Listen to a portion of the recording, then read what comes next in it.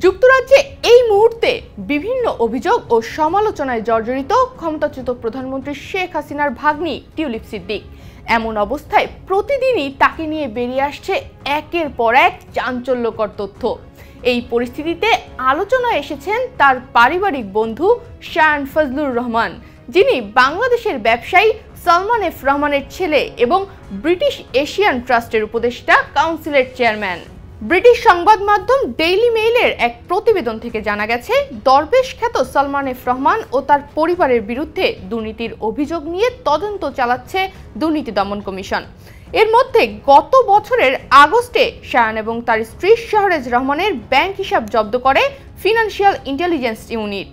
শায়ান যে ব্রিটিশ মন্ত্রী টিউলিপ সিদ্দিকের পারিবারিক বন্ধু তার নতুন বিষয় নয়।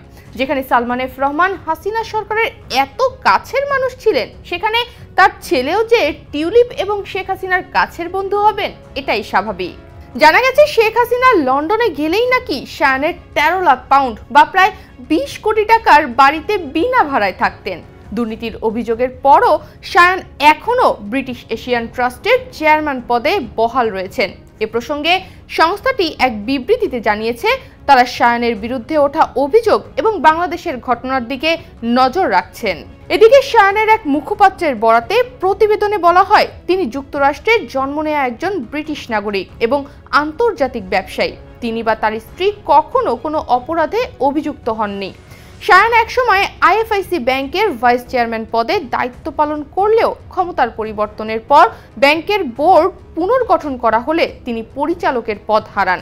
শায়ানের ভূমিকা ও তার বাবার সঙ্গে যুক্ত প্রতিষ্ঠানগুলোর কার্যক্রম নিয়ে এখনও চলছে তদন্ত। তবে ব্রিটিশ এশিয়ান ট্রাস্টের চেয়ারম্যান হিসেবে তার অবস্থান বহাল রয়েছে। তনিমা রহমান, বাংলাদেশ প্রতিদিন।